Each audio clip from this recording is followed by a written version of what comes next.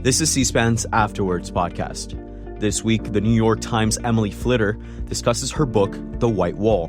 She reports on the barriers that people of color face when interacting with the U.S. financial services industry. There's different treatment where when you are black and you're living in a black neighborhood and you have an insurance policy and something goes wrong, you file a claim, an adjuster says, "Are you committing fraud? Because there's a lot of fraud in your area." She's interviewed by author and Brookings Institution senior fellow, Andre Perry.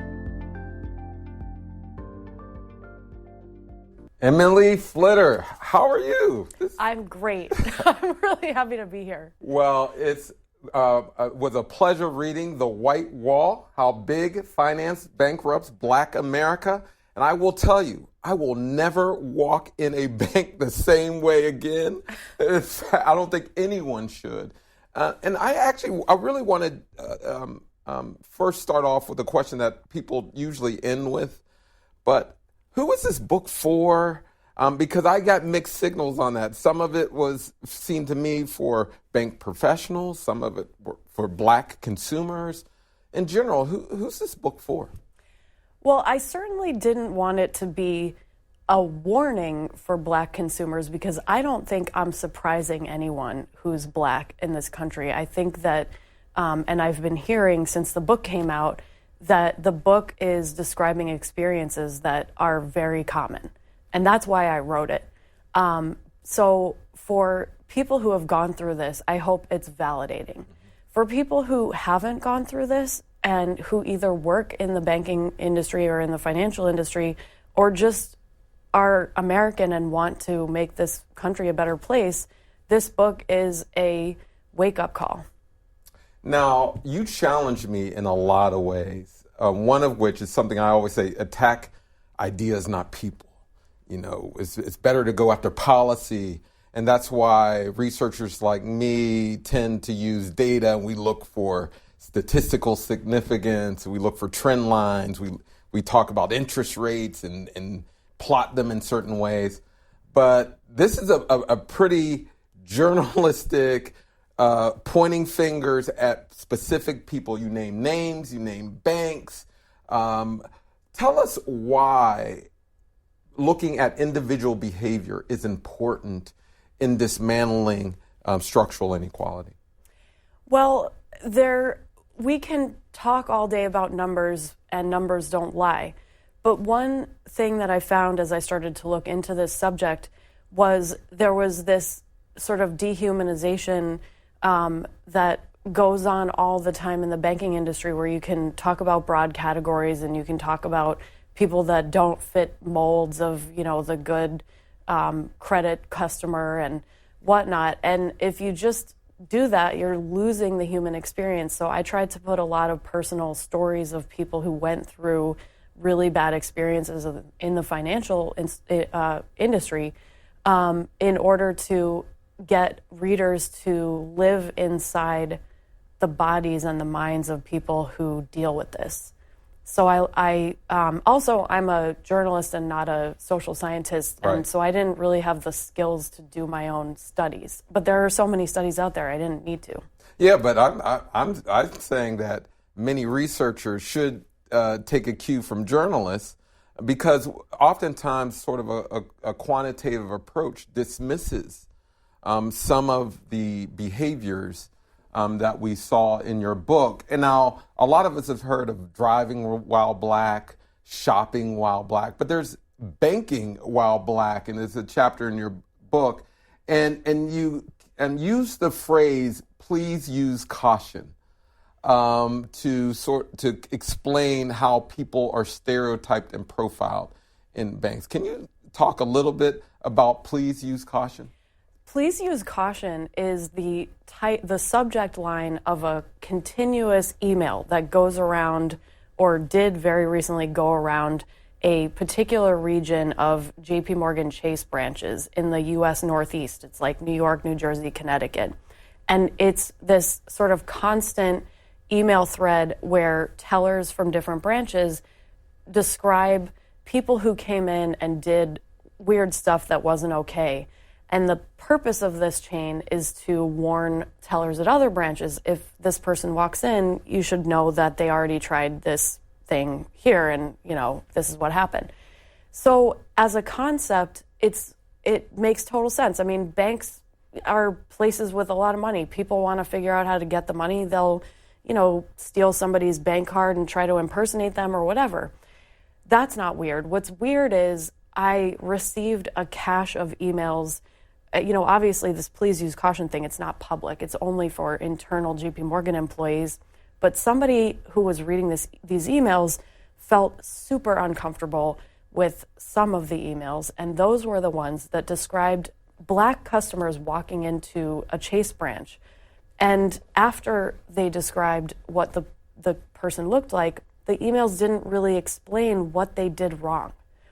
And it was in sharp contrast with, this person came in and presented an ID and a card that had already been reported stolen, and we already talked to the real customer on the phone. No, it was like African American man tried to cash a check from a business from Texas. I don't know what is wrong with that, and it's not explained in the email. There's another email that describes a very young African American male with blonde dreads who comes in with a check. He wants to cash the check. The teller doesn't believe that it was issued to him. He gets upset and he leaves, and the teller calls the person who wrote the check, and the person says, yes, I wrote this check to this guy. So it's okay. Also, why is that please use caution, except maybe please don't treat that guy like that? But, so I was reading these emails, and I realized that they explained what I had already learned was happening at another bank, Wells Fargo. And I want to make this point here because I'm not, in my book, I point fingers, I name names, but I'm not saying any one bank is worse than other banks. Everybody has this problem and they all need to fix it. And it's not about, a specific evil person or someone who's trying to throw a wrench in a system that works. It's everybody who's participating in a system that's not working. So there is a culture in banking in general that you see pretty often and consistently. Yeah. Okay. Yeah, exactly. And so I had already heard stories of Wells Fargo customers or potential customers who came into Wells Fargo branches and wanted to withdraw money or cash checks and couldn't because the tellers didn't believe them or thought they were up to no good. And I had heard those stories first, and then when I saw these emails, I was like, oh, it's literally like being inside the heads of the people who made the decision to call the cops, who made the decision to wonder why somebody had $70,000 in his bank account and say you can't take that out, even though it's your bank account. Well, but this is actually somewhat okay in banking. There's a weird loophole in the 1964 Civil Rights Act, which was pretty specific about naming the institution that shall not discriminate. But banks aren't included in that list. Can you talk about that loophole and how the banking industry essentially fought for the right to discriminate? Yes, I don't know the specific history of who lobbied for industries well enough to describe it in detail. But what I do know is that when the Civil Rights Act was being hammered out,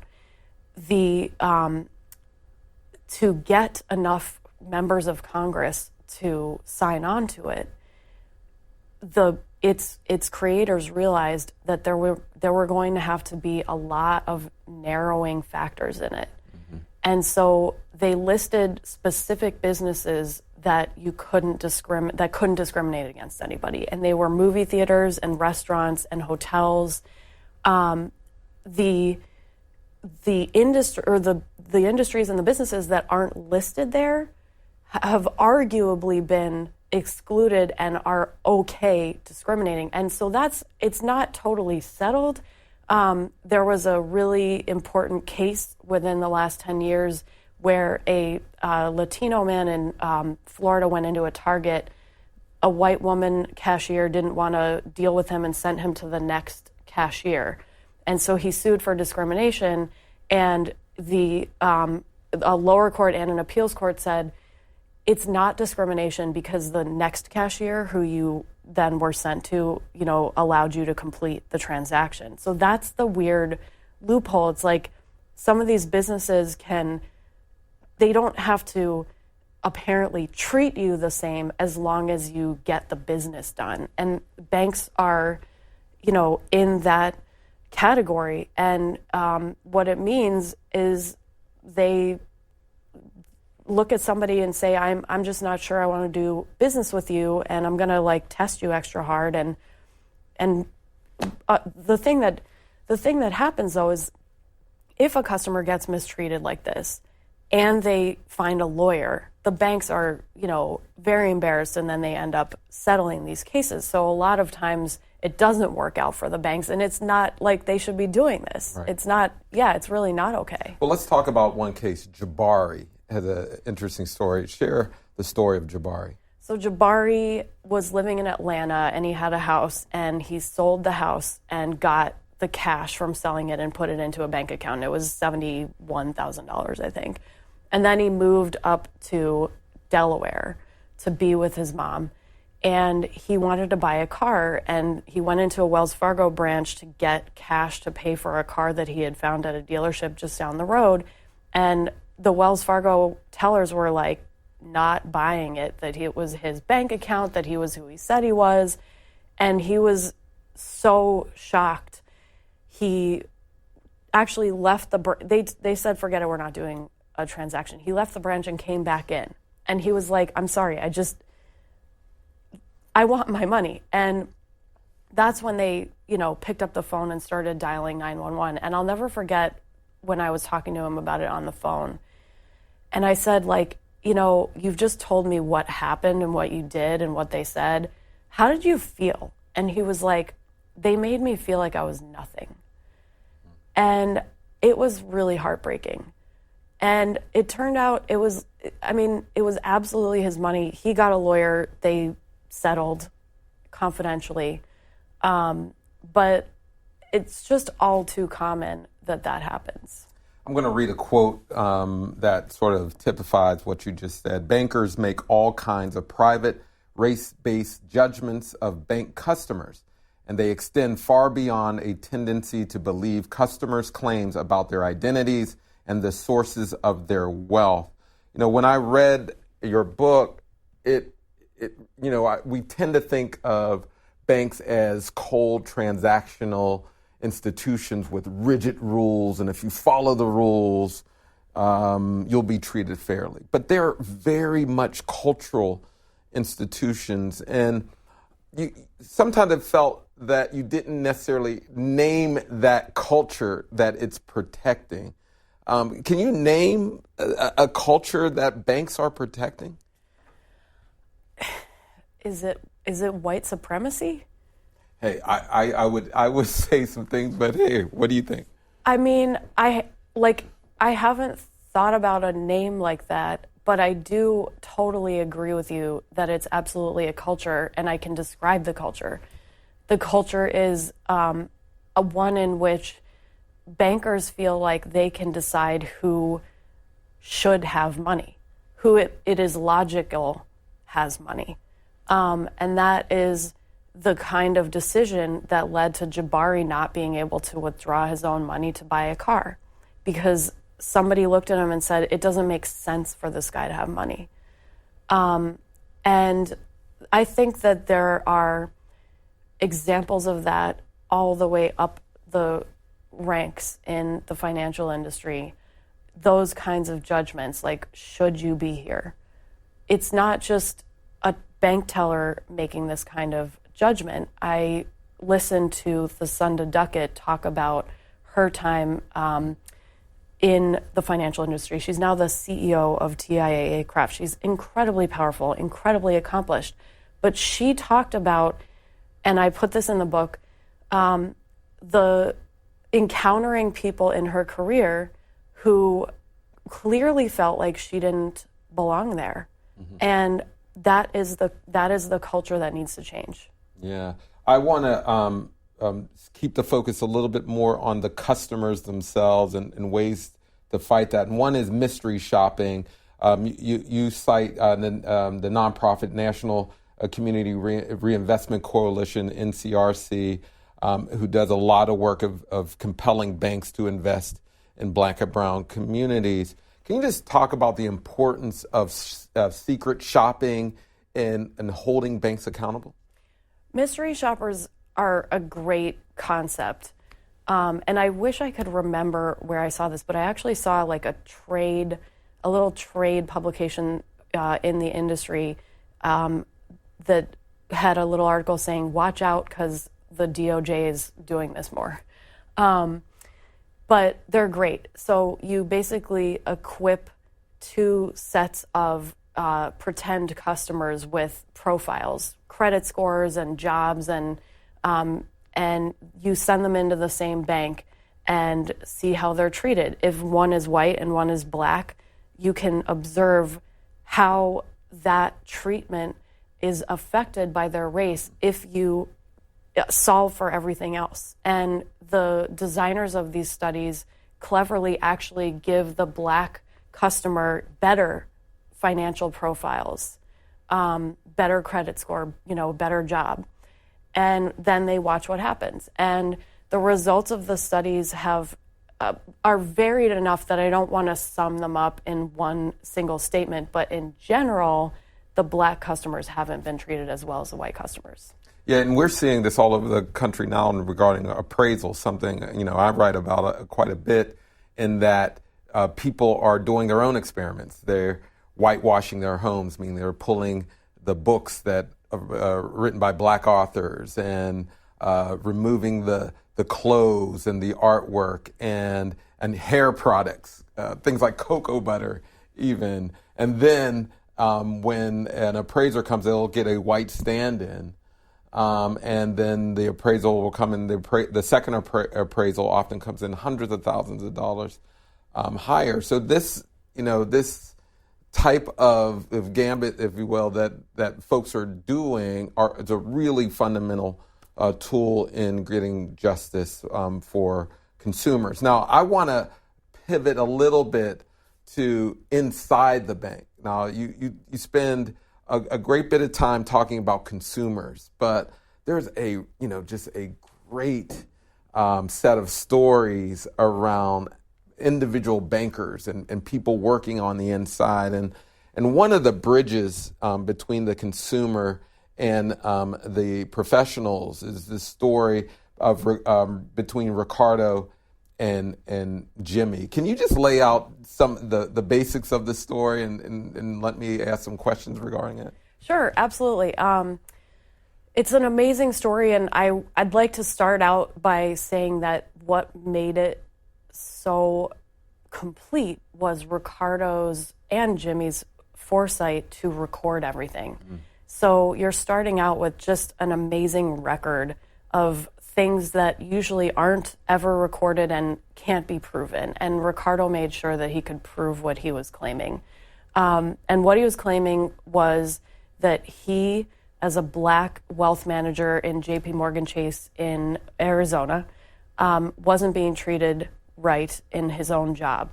He wanted to become a wealth manager for richer clients. The bank has kind of 2 tiers, and so if you're in the lower tier of wealth management, you can only deal with customers below whose like net worth is below a certain point, and then if they get higher, then a different person takes over and they get a special status, the customer and the wealth manager. Something I did not know about, maybe because I was of a certain income, but go ahead. Right. So Ricardo, he was just kind of a superstar and rocketed up through all of these different positions until he got to that one. And because he didn't feel like it was right, that he couldn't get past this last barrier, he started recording his boss. And he ended up having his recording going while his boss was talking to him about a client that he had just gotten, signed up at the bank, who actually was in this higher category. She was a black woman, and the reason that she had the money to be in this higher status was very sad. And by the way, I should say the higher status is called Chase Private Client. She had enough money to qualify as a Chase Private Client because her son had died, and the circumstances of his death, whatever they were such that the municipality where he died had given her a settlement that was worth almost $400,000. So she had $400,000 in the bank. And he was saying, look, this woman qualifies to be a private client. Let me manage her money and I'll be a private client advisor. And his boss said, you're not investing a dime for this lady. This isn't money she earned. She doesn't respect this money.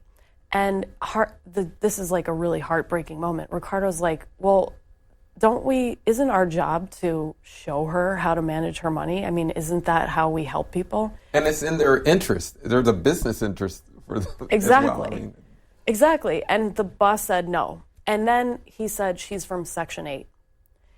And that was the stand-in for the boss saying she's black, she's worthless. And so that was like one moment, a defining moment, but just one moment in Ricardo's entire experience. And he knew, like, he kind of was living how bad it was, and as the days went on, and he filed a discrimination complaint, and the bank pretended like he hadn't filed it until later, and then accused him of doing something wrong in the meantime. He had also met a black man who had a lot of money because he was a retired NFL player, Jimmy Kennedy. And Jimmy loved Ricardo and was so happy to finally have a wealth manager who he felt like he could work with. And then Ricardo got fired. So Jimmy continued to use Chase for his wealth management services, even though he was massively unsatisfied. And he started recording his new financial advisor, and that's when the second explosive moment happens where Jimmy's like, why can't I get the services that I've been promised, that Ricardo promised me? And his new wealth manager said, because you're a big black man and they're afraid of what you would do if they explained, the sort of hiccups that have gone on here. And this is stunning. I mean, you've reported on this, but it is something to hear. I mean, you could hear the conversation in your head when you're reading this. I mean, it's such an explosive claim for a banker to make. And again, it's in their interest to make money from the products that they provide their clients. I guess a pun intended to a certain extent. But, I mean, it had to have made them feel just demoralized. How were they talking about the experience in terms of their feeling? Jimmy felt terrible, and he was frustrated. And Ricardo is a really incredible person. When I think of what would happen to me if I went through what Ricardo went through, I think I would have just crumpled. Ricardo was like, no, I'm right. Like, this is happening to me and it's not right. And I know that. And Ricardo was just so focused on getting his story out. And that's, why he came to me and I was able to do this story. But the story that I did in the New York Times, which actually you can still read, you can go back to the New York Times and click and actually hear these recordings.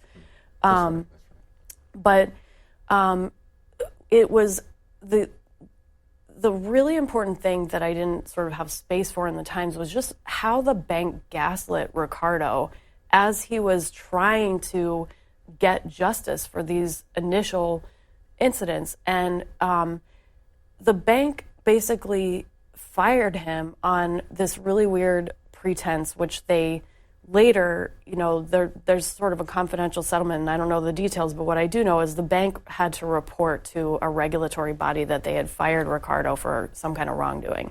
But if you look at the public disclosure now for Ricardo in this regulatory report, which is public for everybody, there's none of that there. It got withdrawn. And that speaks volumes.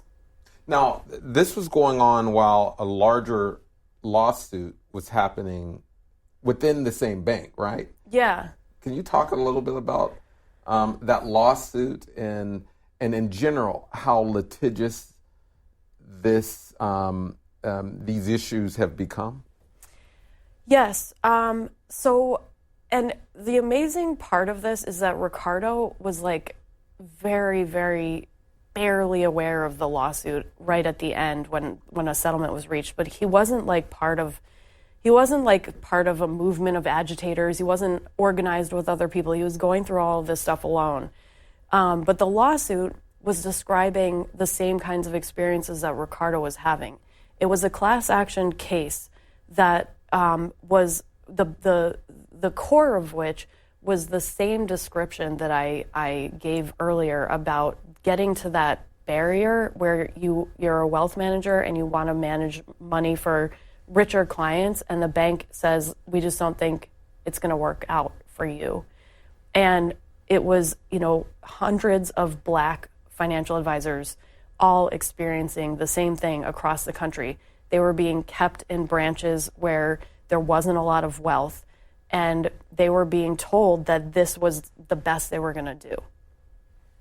Now, in a lot of the stories, you show that many of the individuals went to HR, and there's a chapter in there about titled named "The Truth About HR."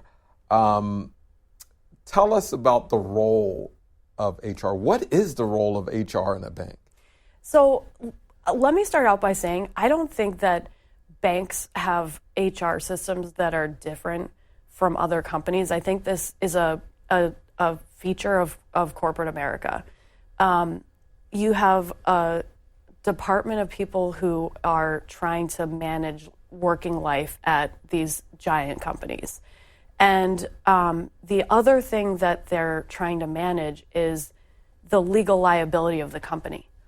And when you put those two missions together, you get a big conflict because all kinds of things can happen inside these big companies. And when an employee really needs help sorting it out, they're going to the same department that is hell-bent on making sure that the company doesn't have to pay a lot in legal settlements, doesn't have bad publicity. It's all coming from the same people. The one thing that I found was that the companies all think it's really important to have policies and procedures in place to prevent discrimination and to address it when it comes up. But having those policies seems like it's the most important thing. You have a machine. The machine gets put in motion, and then it just grinds up the people who are in it. Again, there's probably somebody who works in HR watching this saying like, oh my God, I'm not like evil. How could you say this about me? That's not what I'm trying to say. I'm not trying to say everybody who works as an HR person is evil, but time after time, the employees who go to HR for help find that they're getting categorized as the problem. And the outcome is, how can we have the calmest and most quiet and most uneventful outcome for the institution, not for the person? That's what the people I spoke to across these institutions told me, whether it was a wealth manager, whether it was an employee on Wall Street, it was all the same. Especially because courts sort of have this problem too. When a discrimination complaint is made, it's often not a cartoonish set of circumstances. There's, if you're in, I was actually talking to Kimberly Jones about this, and she made this point last night at Politics and she made this point the other day at Politics and Prose when we were there. She said, look, if you go into an office and call somebody the N-word, you're out. Like, that's easy. Right. You don't need a whole HR department full of lawyers to deal with that. Like, duh. But that's not how discrimination works. And for the more subtle forms of discrimination, these big machines get set in motion, and it often doesn't really work out for the employee.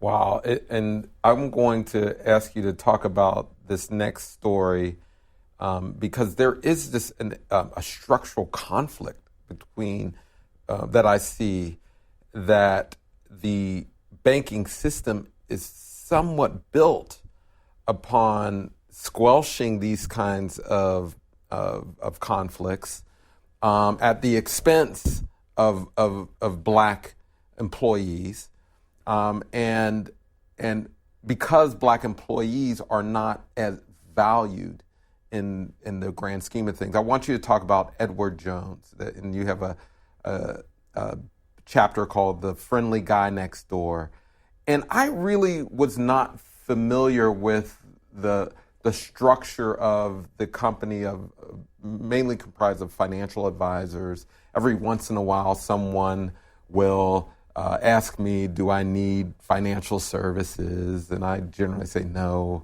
But I had no idea that their employees were knocking on door to door, asking people for services. Can you explain the structure of Edward Jones before we get into one of the stories?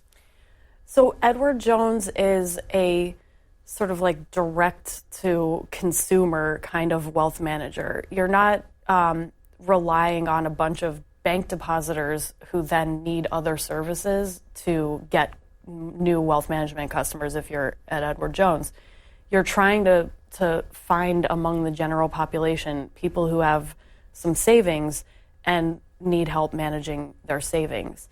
And Edward Jones says that its secret sauce is actually having people go out into communities and neighborhoods and knock on doors like a traveling salesman of old times, and meeting people that way.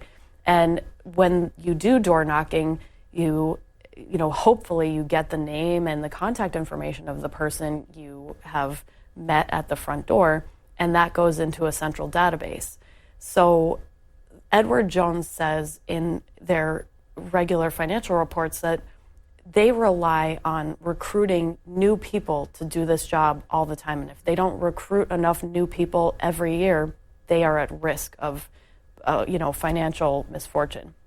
And so you kind of get the sense that you're not, once you get hired by Edward Jones, like destined for an illustrious 30-year career, because otherwise how could they possibly, like the whole size of the institution isn't exponentially expanding every year. Right. Where are all these new recruits going? Mm-hmm. So Wayne Bland is someone that entered the ranks of Edward Jones. Can you talk a little bit about how he got there? Because he's working in the sector but decided to work for Edward Jones, and tell his story. So Wayne is amazing. He was working in a related part of the financial industry. He had some of the licenses that were required of a financial advisor, and he was doing fine on his own. But Edward Jones reached out to him, a representative, and said, "Look, it'd be easier here. We have people to handle like your administrative stuff." And he said, "Okay, that sounds great." And he's the kind of guy. I mean, I've never met him in person because of the pandemic, but when you talk to him on the phone, you realize like he's just great with people, like so outgoing, so warm. So he starts at Edward Jones, and he starts going to these training sessions for recruits, and he's realizing that his knowledge and experience is already greater than what, in his opinion, it was greater than what he was being taught at these training sessions. They were really basic, like sales training sessions, including scripts, one of which I saw, which was like, "Have you heard of a stock called Procter & Gamble?"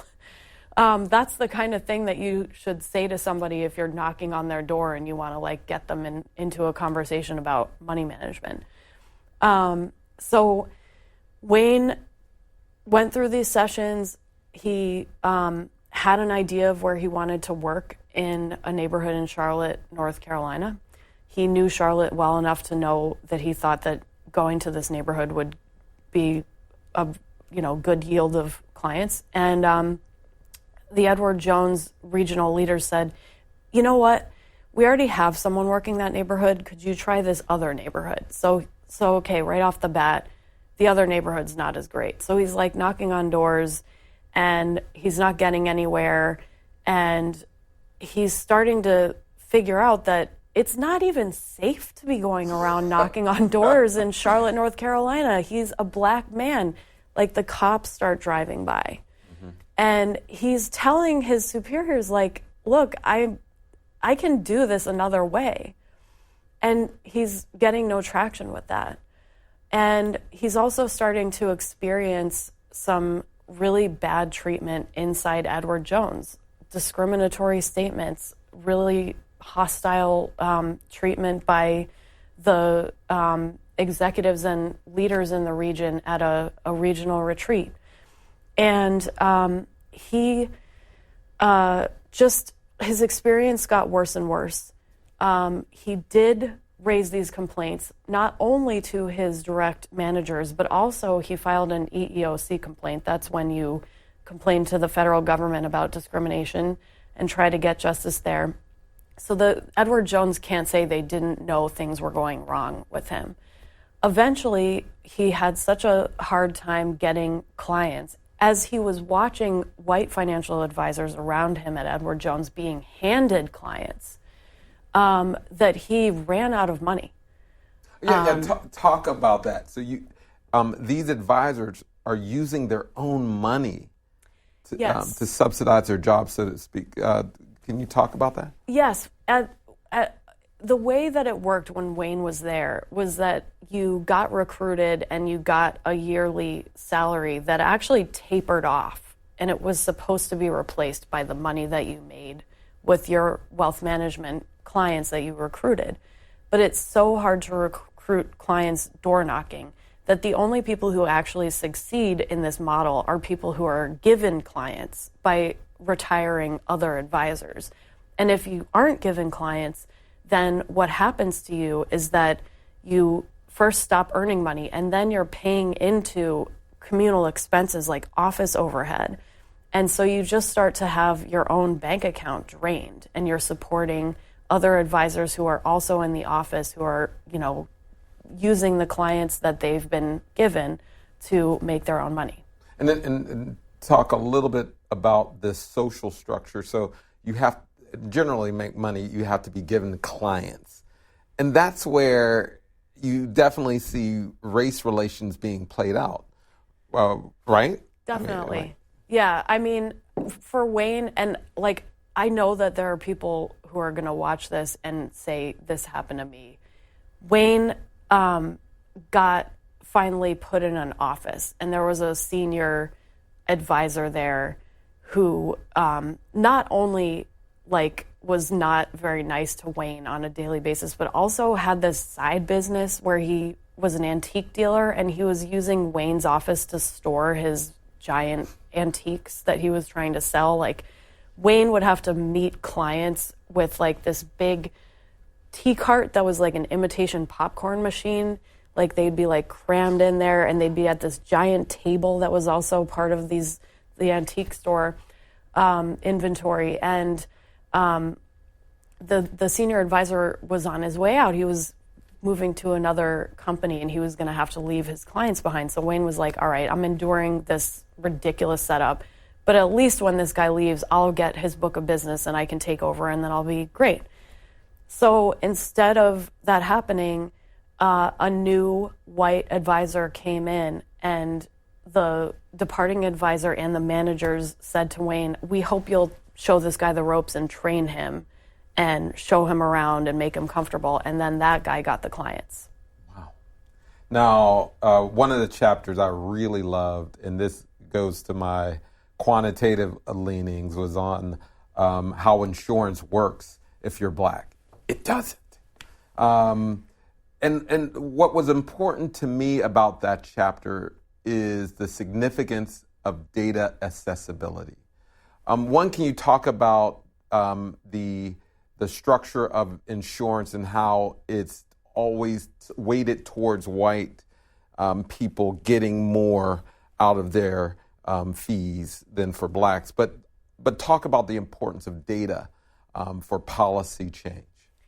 Sure. So insurance, the basic concept is that, you buy a huge thing like a house or a car, you get an insurance policy. If something bad happens to that giant asset, the insurance company is supposed to make you whole. So it's a way of preserving wealth. You have to pay for the policy repeatedly. The insurance company gets to decide how much your policy costs and how much the asset is worth. So right there, you have uneven treatment in different parts of the country in different neighborhoods. And as we were talking about before with property appraisals, the owners, being black, are devalued. The property is devalued if the owners are black quite often. This seems to happen a lot in insurance. But what I also found was that on the other end, there's different treatment where when you are black and you're living in a black neighborhood and you have an insurance policy and something goes wrong, you file a claim, an adjuster says, "Are you committing fraud? Because there's a lot of fraud in your area." And insurers, so like lawyers for insurance customers see this happening, but they can't really prove the big picture because insurers don't have to disclose any data about what they're charging people and what they're paying out in the end. We can't synthesize all of that. They say that the information on the payouts is a trade secret. That Yet they really can use doesn't. that data to create products for themselves, but that's another. Yeah, I mean, not only does that make no sense, because there's all kinds of data floating around in the financial industry that's similar to that isn't a trade secret, but the Wall Street Journal actually found that the data is accessible to all insurers through a trade group. So somehow, though, like federal and state officials have not managed to call them out on that. Part of the problem is that insurers aren't regulated at the federal level. They are regulated by states, and you've got 50 different states, 50 different people overseeing insurance. Nobody has the money. The organization isn't there. It's not like you have these, we have really powerful banking regulators, but insurers just really get to do a lot more with so much less scrutiny. So about data, there's a great way that this could be fixed. We have a law called the Home Mortgage Disclosure Act. It requires lenders to file all kinds of information. It requires banks to report the terms of the home loans that they give to people, including who those people are, including their race. This was put in place to help stop redlining. It hasn't worked perfectly at all, but it's way better to have the data than not have it. You can compare what banks are doing in different neighborhoods and what banks are doing by the race of their customers. There is no such disclosure requirement for insurers, and there's a movement to get insurers to make those disclosures. But so far, there's really not a lot of traction. Yeah, we got to free that data, and we call it HMDA data, but we got to get a similar database for insurance. I want to pivot a little bit to a section of the book that was both amusing and depressing, and it was on the diversity circuit. Now, you got a chance to sit in on some DEI conferences and meetings. In particular, you attended the Association of African American Financial Advisors, which goes by the nickname of Quad A. I want to lift up a quote from the chapter on diversity circuit. The anodyne talk of diversity can be used as a shield against discussions of specific and unflattering problems. This also helps keep the topics of racism and representation in the margins of corporate life. Tell us what you saw in these meetings. So the Quad A meeting was just outstanding. I mean, I think Quad A is a great and necessary organization. It's a place for Black financial advisors to come and meet each other and try to figure out how to get ahead. The sad part, though, is nobody can, like, it's not a place for the anger about how Black financial advisors are being treated. Because what the conference is a place where, and Quad A does a lot, and I went to one conference, so I would also not like to be characterizing the entire organization. But the conference that I went to had visitors who were representatives of the banks, and they were speaking and talking about, how to get ahead and how to get hired and everything. And some of these speakers from banks would talk about, yes, our diversity numbers are terrible inside our institutions, and we're trying to recruit more from HBCUs. But no one talked about the fact that every bank represented there had been sued in a class action case for discriminating against Black financial advisors. Which makes this quote from one of the participants even more alarming. Jane Elliott in the book is quoted as, "There's only one race on the face of the earth," she shouted at the audience as we stood facing her after rising from our seats in groups according to our self-affirmed color. This is Jane Elliott again, "You need to get that into your heads and get it now." She began referring to white people as colorless people and said that colorless people rearrange the environment to fit our needs. Later on, you quote her as shouting, "Give up the idea of whiteness. It isn't real."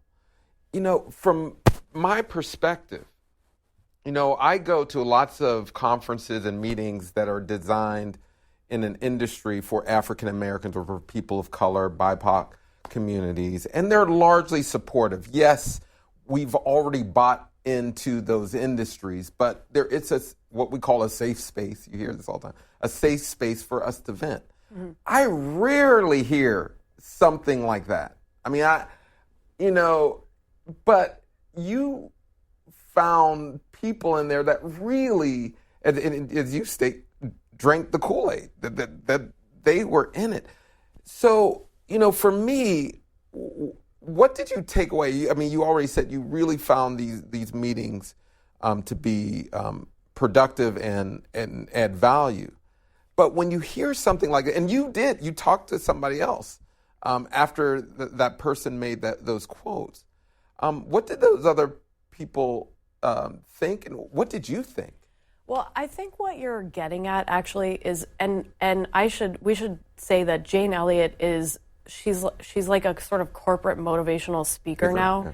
Okay. She's really old, and she became famous after she designed an experiment for her elementary school kids. She was a school teacher. Right after Dr. Martin Luther King was assassinated, she separated her kids and assigned them like different statuses according to their eye color, and then watched as they mistreated each other, and that the point of it was to show how arbitrary. And I love Jane Elliott, by the way. Right. And so this is sort of the first time, your reaction is kind of giving me a new dimension of understanding, right. Because what she was saying was actually a little contradictory.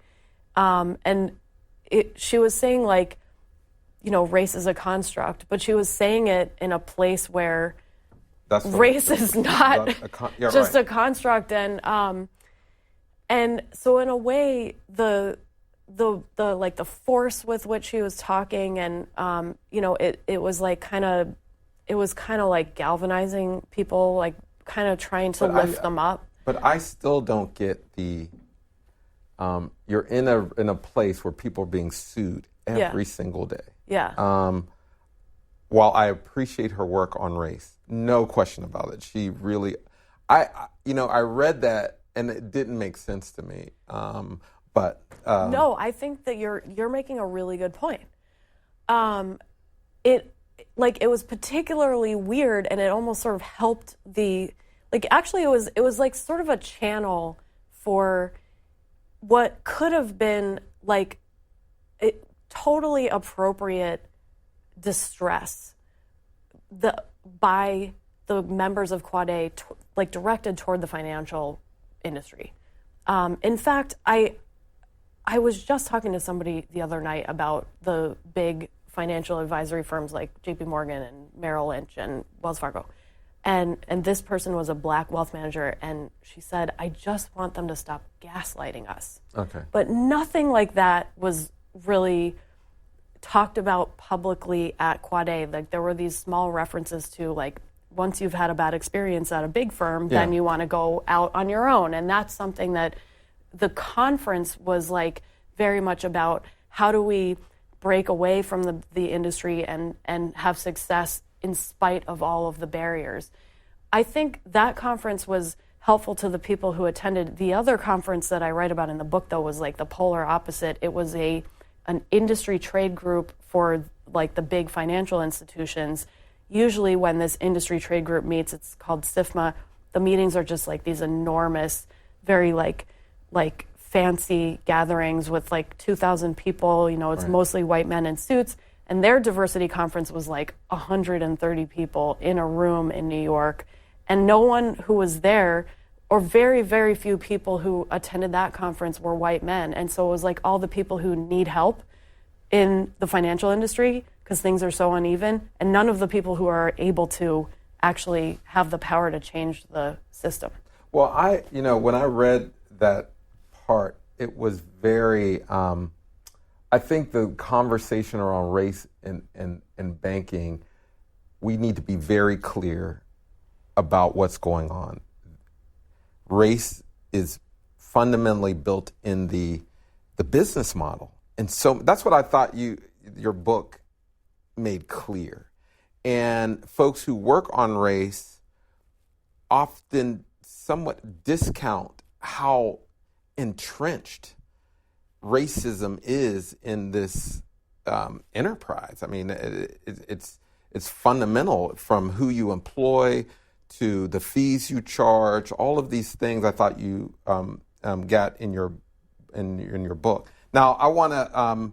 We're almost running out of time, but I really want to get on this chapter on reparations because you uplift two arguments. Somewhat. One is that banks should pay out reparations, and the other is banks shouldn't, but they should be involved in the reparations movement. Can you talk some about those two positions? And it seems like you fall, in this case, Sandy Darity is the person representing that they should not pay out. It seemed like you leaned to that side. Can you talk about why you did, and then I'll have some questions. Sure. So the reason I first thought that I, as a reporter doing this book, needed to figure out if banks should pay reparations is because I really think that I think about the Holocaust, and I think about the restitutions that were made after the Holocaust, including by big companies.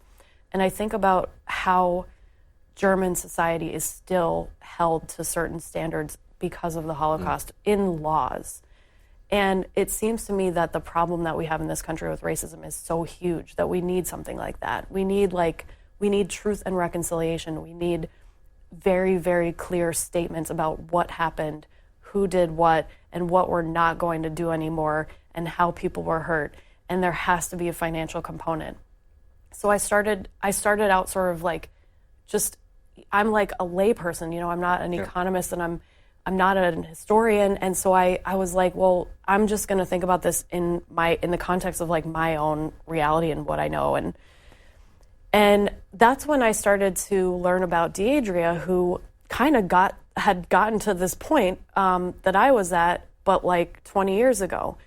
And she decided to actually quit her job. She was working for the city, and she had this epiphany, which is a great story, and I'll leave it to readers of the book to read about what happened to her because it was amazing. But she was down on Wall Street, and she was like, I need to devote my life to going after the companies that are the descendants of the companies that brought people captured in Africa over to this country and then earned so much money and, generated the growth of this country.